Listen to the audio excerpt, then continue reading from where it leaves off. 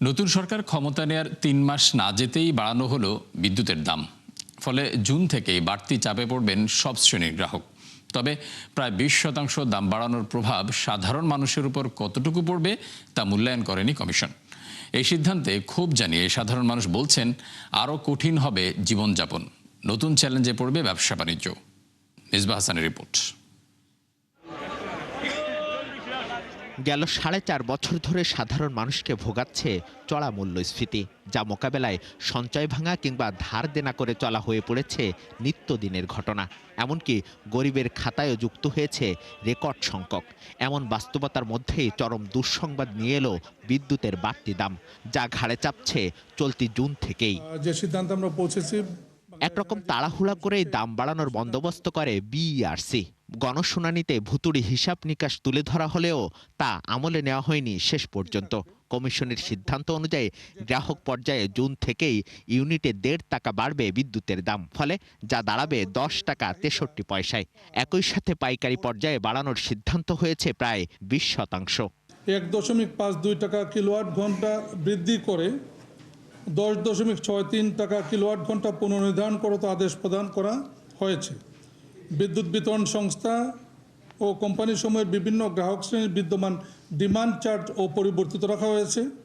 কমিশনের এই আদেশ বিল মাস জুন ২০২৬ থেকে কার্যকর হবে এবং পরবর্তী নির্দেশ না দেওয়া পর্যন্ত বলবৎ থাকবে।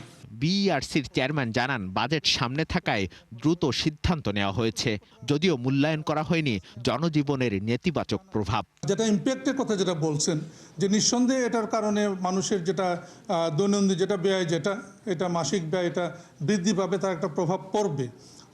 এটার অর্থনৈতিক ইম্প্যাক্ট অ্যানালিসিস যদি বলেন, ইকোনমিক ইম্প্যাক্ট অ্যানালিসিস, সেই ধরনের কোনো অ্যানালিসিস করা হয় নাই, বাট এটা করার সুযোগ আছে। এ নিয়ে ক্ষোভ জানিয়ে সাধারণ মানুষ বলছেন, কঠিন এই সময়ে দাম বাড়ানোর প্রভাব হবে ভয়াবহ।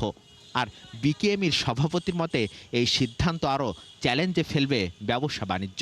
মানে মরার পরে খালের ঘা, আর দাম বাড়াইলে তাহলে তো সেই তো দিন আনি দিন খাই, আমাদের জন্য তো এটা অনেক কষ্টের। ব্যবসা বাণিজ্য নাই, সব কিছু জিনিসপত্রের দাম বেশি।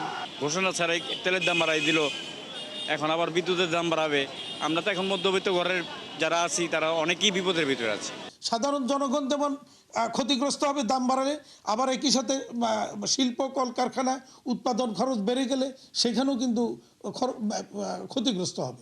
সুতরাং সরকারকে অনুরোধ করব, এই জায়গাটাতে না বাড়িয়ে এখানে ভর্তুকি দিয়ে অন্য জায়গা থেকে এই ভর্তুকিটাকে রিকভার করার জন্য। পিডিবির হিসাব বলছে, আগামী অর্থ বছরে প্রতি ইউনিট উৎপাদন খরচ দাঁড়াতে পারে ১২ টাকা ৯১ পয়সা।